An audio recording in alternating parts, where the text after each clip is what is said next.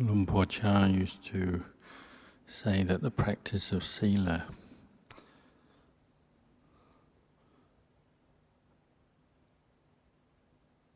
is that mode of practice that brings you to focus your mind on your meditation object.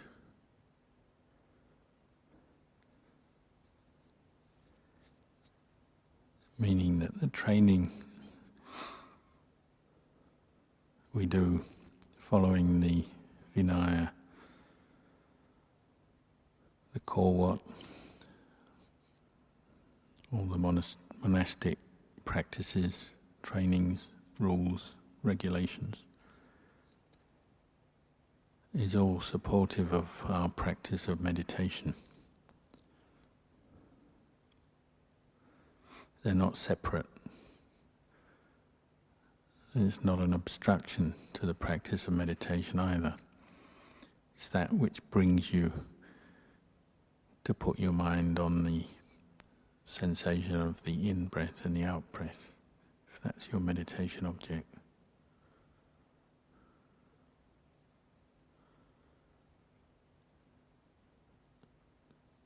Keeping the Vinaya doesn't interrupt or take our minds away from the practice of meditation. It's training our mind in the very qualities that will support meditation.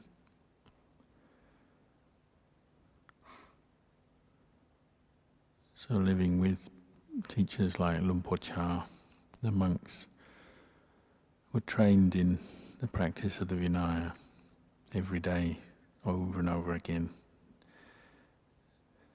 It's the way monasteries such as this are run. We use the Vinaya. It becomes part of our lifestyle. But even when we leave the monastery, we take the Vinaya with us. The practice that we've learned, we can use them anywhere.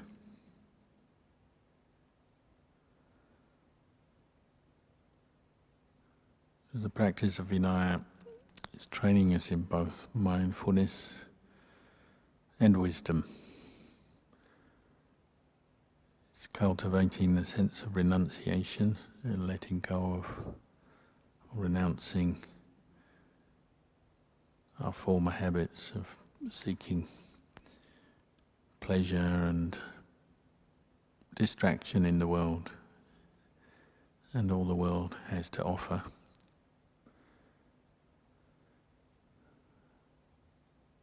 It's cultivating mindfulness in daily life. When we follow the rules, we have to be mindful of the rules, what we're thinking, our intention, what we're doing at any one moment. We have to use wisdom to understand why we keep the rules, how to do it, how to apply them in different situations.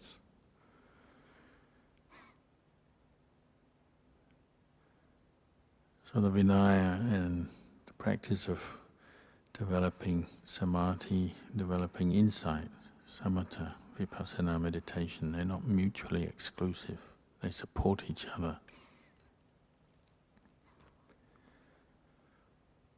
In simple terms, Lumpur Cha used to say things like, if you put effort into your duties, performing your duties, following your duties, completing them as a monk, when you come to zip meditation, your mind will settle down easily because you've done what you should have done. If you put effort into being mindful of your Vinaya training, you won't be arousing a lot of negative mind states or confusion, ill will, or greed. You've been doing the opposite. Through your day, you'll already be practicing letting go of those more negative mind states. So if you come to sit meditation or walk meditation, when you're developing mindfulness in a more refined way, it's much easier because you've already been doing the groundwork, preparing yourself. And this is why the Vinaya training and the core is emphasized so much, because it's not separate from the meditation practice that we may have learnt prior to coming into the monastery, or that we read about and aspire to cultivate states of samadhi and the experience of insight.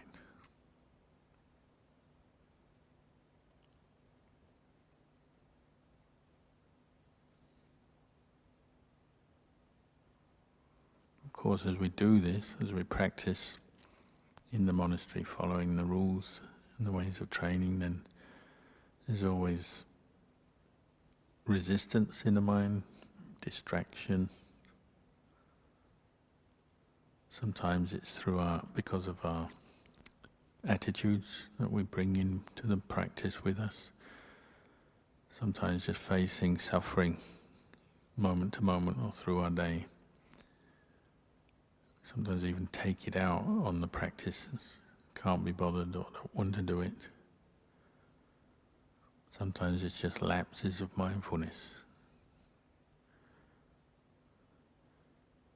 So you have to keep coming back to putting forth effort, bringing up effort to follow the Vinaya, keep the core what, to support our meditation practice. And we're developing those skills that we can use anywhere.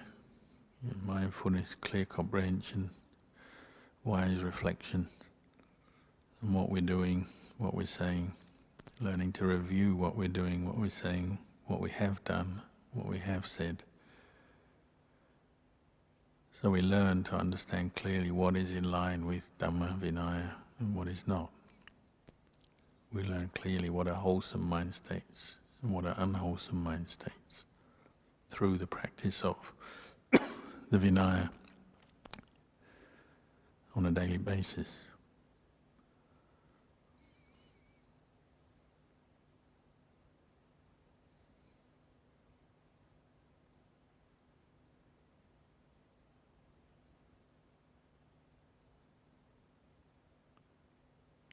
Often in the beginning of the practice we find it inconvenient. We don't like to have to stop and check ourselves and review what we're saying, what we're doing. Because we're used to just going here and there, going about our business. But now we have to make sure what we're doing is in line with the Vinaya. It's not always convenient. Sometimes we're concerned about what other people think of us. Sometimes we have regret or doubt coming up in our mind, which is kind of plagues us, takes away our peace. Sometimes there's just a lot to remember. You have to remember times or certain practices, certain ways of doing things. Or just remember to be mindful when we're speaking, when we're doing things. And because we're new, it seems like there's a lot to learn. It can be complicated. The only way to get through that is to just keep practicing. So the only way to get through doubt about the practice, and doubt whether we can do it, or whether it will really bring us peace and understanding that we want, is to do it. Keep practicing, and over time, you'll see changes occur, sometimes very subtly and slowly, sometimes more dramatic. But sooner or later you'll be able to look back and see that changes have occurred through the practice, through the training. Probably in the long term, the most obvious changes that occur, the ability for the mind to settle down and be more steady, more content and composed within itself through the practice, as a result of the practice and the training in Vinaya and in meditation.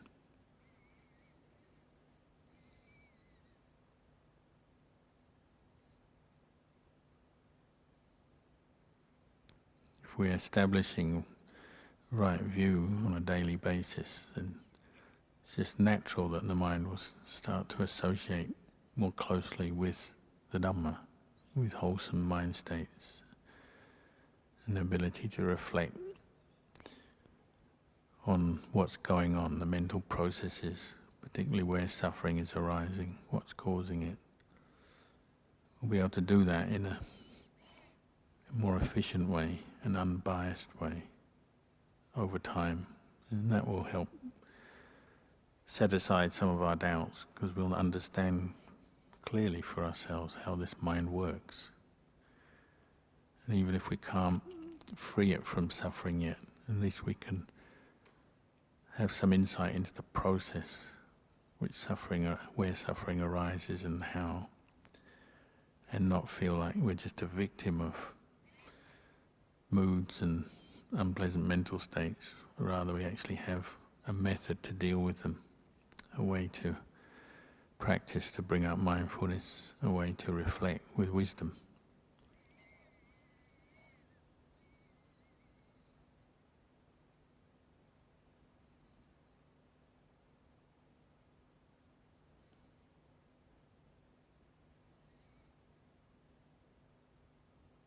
If we keep putting effort into the practice, learning the skills of a monk, keeping the Vinaya, learning the ways to meditate, listening to Dhamma, sometimes reading Dhamma, so we absorb information and reflect on it, then it naturally is going to have a good effect on the mind. But we have to give it the time, put in the effort, and be patient with our own character and our own particular personality. We have to be patient enough to give the practice time to start having an effect, a good effect.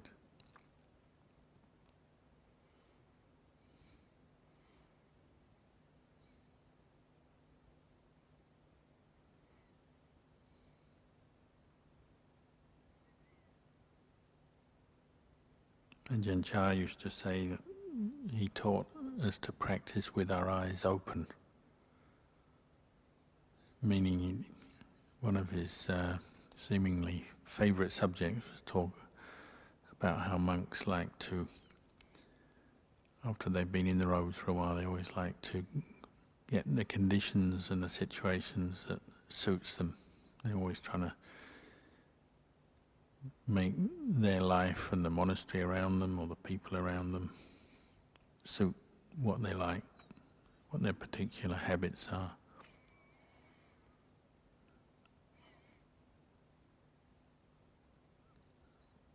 Often you talk about the monks who like to go off into a cave and not have to be bothered with anything or other people, get everything just how they like. Spend their time how they like, control the amount of people or interaction with people that they have. Get everything just right, just how they like, so that they can feel more comfortable, more peaceful, and maybe temporarily can attain some more peaceful meditation states, deeper meditation states. It's not always wrong to do that.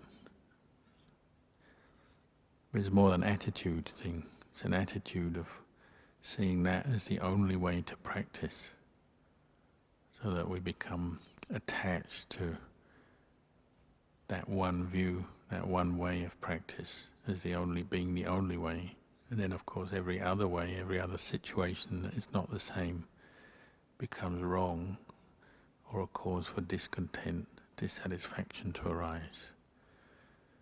So I used to say the monk comes out of the cave and can't live anywhere else, can't mix with other monks again, can't move around, can't go places where there's more activity and so on. become very attached to a certain set of conditions. So he said we have to learn to practice with our eyes open, meaning, of course, we do have to develop mindfulness, develop samadhi, states of calm, but they have to be a foundation for contemplation. And we have to learn to contemplate in a variety of situations. It's the nature of existence that we can't control everything around us and make it just the way we want. It's impossible.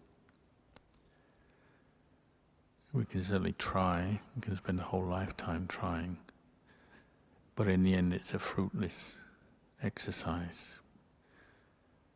Even in the most idyllic situation in a cave or some quiet place that we found, sooner or later conditions change. Our support, the way we receive requisites may change, our health may change, the conditions in our cave may change. Many a monk has found the perfect cave as long as it's dry, and then the rain starts and it starts filling up with water. It's no longer so perfect. Your life is like that. So how do we deal with the changes in conditions, even to do with changes in monasteries, changes in living conditions? We have to keep falling back on this ability to contemplate, practice with our eyes open. And that ability to contemplate, well, it relies on everything else that we've done before. So it does rely on our practice of Vinaya, personal discipline, training in the core what. Relies on having listened to and reflected on Dhamma teachings. Relies on having built up some strength of mindfulness, some ability to let go of distractions and worries and doubts, put effort into meditation, sitting and walking.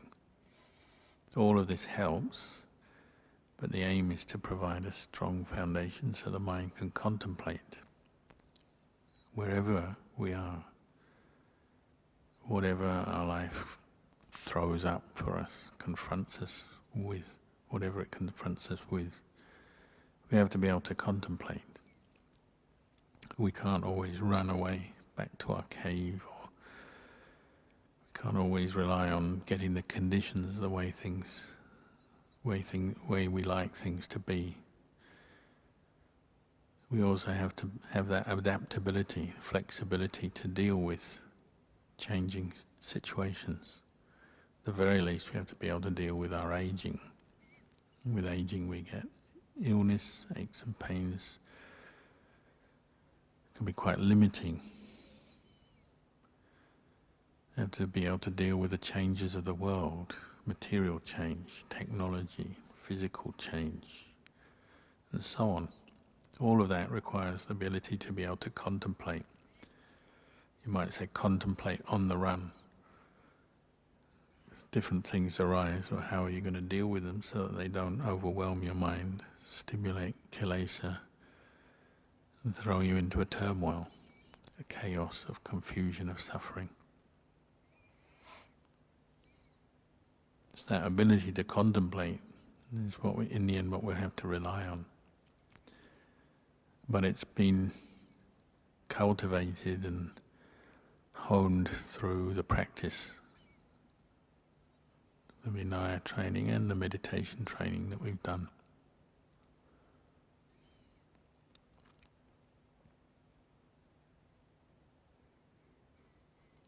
Next week we'll have quite a few visiting senior Ajahns coming. So there'll be the opportunity to practice Acariyawatta. Again, this is part of Vinaya training. So it's something Ajahn Chah emphasized in the practice, learning how to attend to senior monks.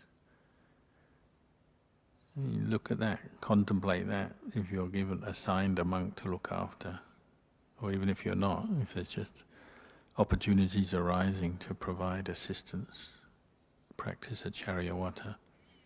And look at your state of mind as you do that, the attitudes you have towards it. Often when we're new to the practice, we have embarrassment or shyness or feeling uncomfortable attending on a monk we don't know. Sometimes we might know what to do, but we just don't want to do it. We've got other things we'd rather do. Get on with some meditation practice, do some other project or whatever. We'll get a number of reactions coming up in the mind. Sometimes it's the character of the monk that you practice Acariyawatta with.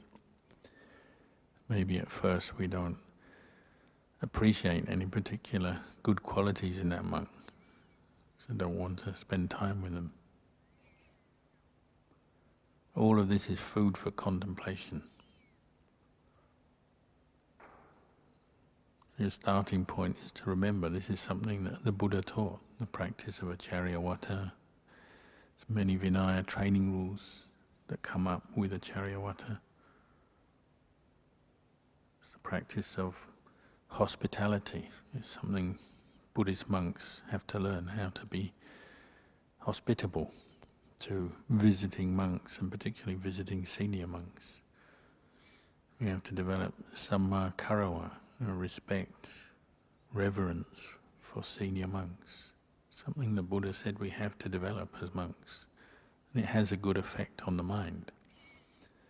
Just like all the other aspects of our sila, you practice Acariyawatta and you put effort into that, it clears away a certain amount of greed, hatred and delusion as you do it.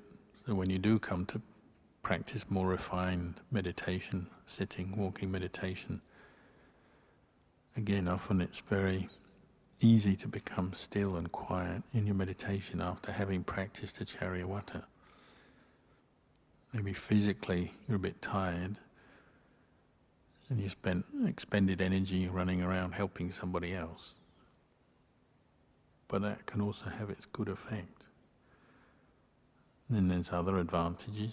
You hear Dhamma, you see other monks, how they practice, get a good example. And you learn to give up some of your own more selfish interests when you practice Acariyawatta.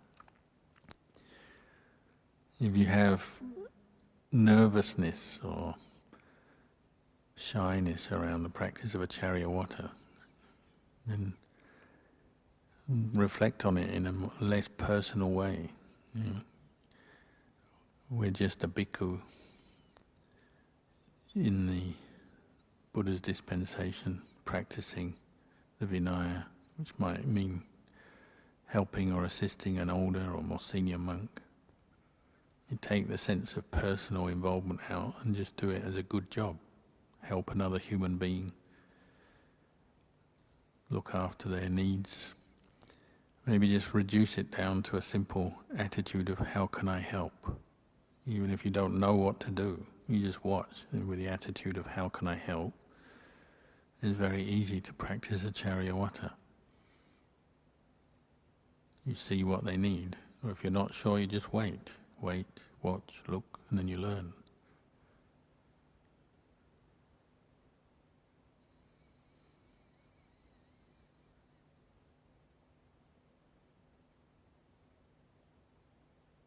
Especially if they're senior monks who are teaching and performing many duties in their own monasteries, and then when they come here, it's actually something very useful if they get assistance. They're not so weighed down. You take some of the weight off their shoulder. I remember looking after Ajahn Mahabua many times when he came to Wat Pah Pong or other monasteries. Mabchan. He always kept his same old Kawat and Vinaya that he'd probably been doing since he was first year in the monkhood. He looked after his bowl and his requisites, made sure they were folded neatly and put in place. When he left the monastery, he'd always say, To me, if I was Upatakini, I'd make sure you clean up the bedding. It's one of our Vinaya rules. We have to clear away bedding that we've used. He'd always say that. Both to show that he was aware of the rule, wasn't just taking things for granted, but also he's using that situation to pass on a job to an attendant monk. This is all Vinaya, and it's when you see it, it's a beautiful thing to see. It's a beautiful way to live because it creates harmony. If a monk has a sense of responsibility, the teacher has a responsibility, the junior monk has a sense of responsibility. It brings up mindfulness, brings up wholesome dhammas.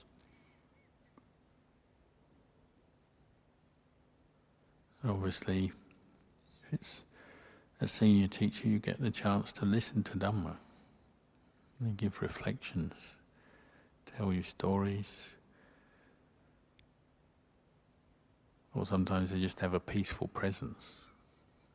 Any number of benefits from the practice of Acariyawatta.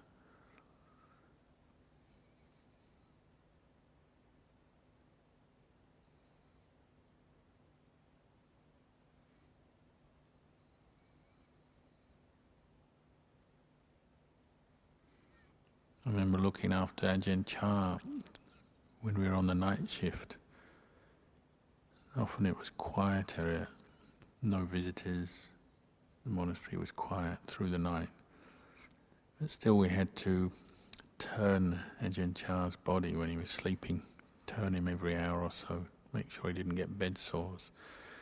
You have to empty his urine bottle, administer medicine, check with him when he coughed and so on. Sometimes I counted, like in the course of one night, I might go and sit meditation for a little while when nothing was happening, then something was happening, I'd go up, help Ajahn Chah, then go back to meditate. Could get up and go and do something and sit down again 50 times in a night, easily. Could never take anything for granted and say, oh, for the next hour I won't have to do anything. You never knew. Sometimes you had a long stretch when there was nothing to do, and you could just quietly meditate on your own. Other times, constantly popping up, jumping up, walking into the room, or if you're in the room, walking over to Ajahn Chah, going away again, doing this, doing that. You never knew. But if you have the right attitude, you just make it part of the practice. If you have the thought, I should be in a cave meditating, then it's going to be torture. But if you're just practicing mindfulness in a number of different postures, different situations, learning some skills, just learning about the situation you're in, contemplating the Dhamma of it, there's not a problem. Everything becomes part of the practice when you contemplate like that. It doesn't necessarily have to interrupt the practice of samadhi either. You can be doing a job of work or assisting a senior monk. You don't have to talk a lot. You don't have to let your mind stray very far. You just quietly do your duty and maintain your meditation object at the same time. Maybe even being in the presence of another monk heightens our effort and our awareness. We try better, we try harder.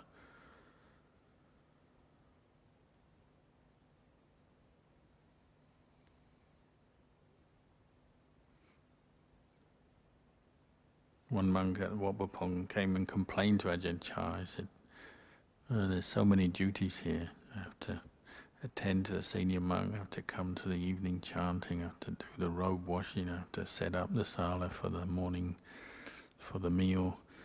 So many duties, I never get a chance to meditate. And Ajahn Chah just said, all these duties you're talking about, they're all very wholesome acts of service. They're all very peaceful in themselves. What are you going to do? You go back to your kuti with this negative state of mind, the complaining mind that you're bringing with you now. you're just going to sit there and turn your complaints to something else. You might as well come and do these jobs if they're necessary to do, only if they're necessary, and start giving up those negative states of mind. If we're honest, often, especially in the early years of our practice, it's like that. We have reactions to things. Don't like this, don't want that. When am I going to be able to have time to do this, do that? It's all just kilesa. You go back to your kuti and you get the conditions you want, it's still there. It hasn't gone anywhere. Kilesas are still there. But just change the object, change the focus of the kilesa from looking negatively at the monastery or some other person around you or some situation. You just change to something else.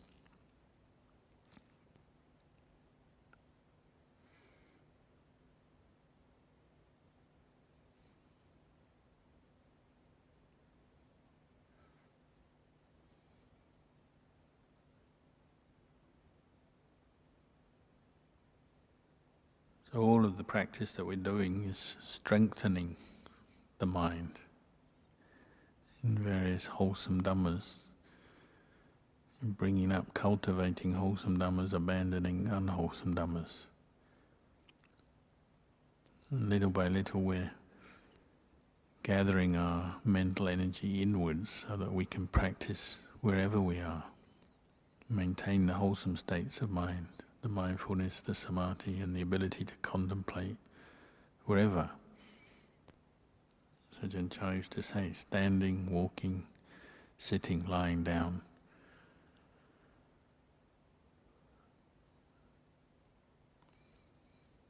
Or like that teaching Lumpur Ginari gave. When you begin practice, mindfulness is very weak, and the mind always seems to be going out. It always seems to be like it's miles away from you, elsewhere, other places. Little by little, as you keep practicing, you're like gathering your mental energy inwards, turning your attention inwards, bringing up mindfulness. So at first it's like miles away, then it's maybe only 1 mile away. You keep practicing more, it's only half a mile away. It's 100 meters away, and maybe only half a meter away. And then it's there, right there. Your mindfulness, your wisdom, and the presence of mind is right there, in your body, in your khandhas. It's not going anywhere else. And once samadhi is established, then it's there with you all the time.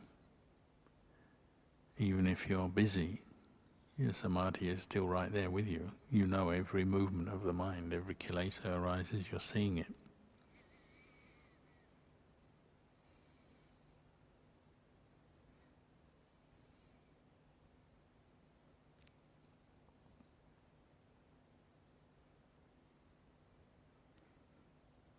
Another thing Ajahn Chah said, if you're practicing and you get to that point where you've been practicing mindfulness, restraining your mind in the sila, pointing the mind to a meditation object, you get to that point of real frustration or exasperation where your mind's really craving to think about something else, maybe to indulge in a fantasy or have some kind of fun in some way.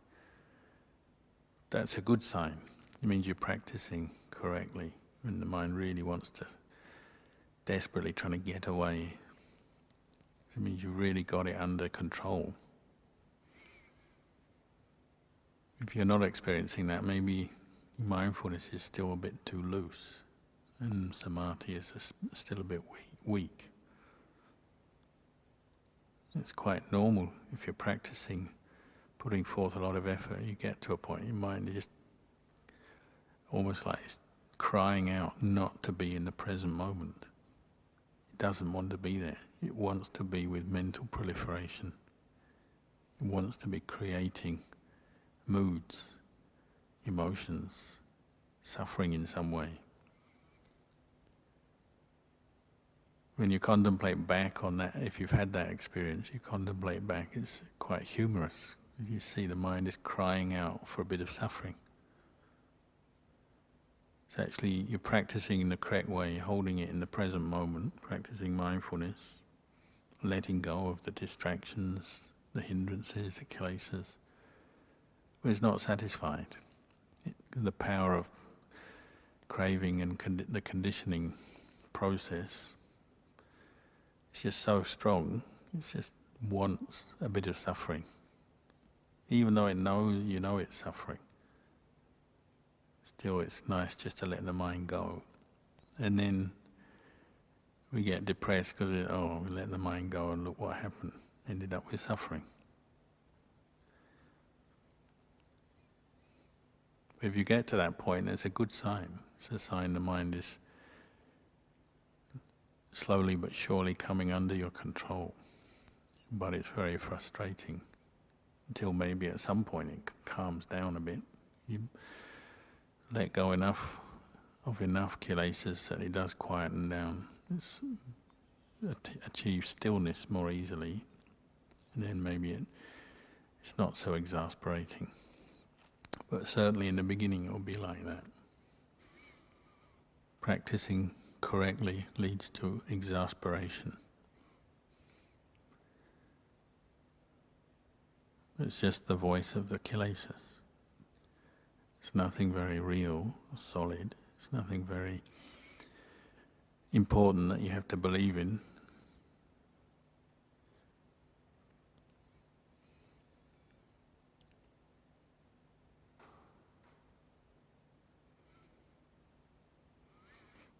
So we have a few weeks where we have visiting monks coming. We have some more work to do preparing the monastery.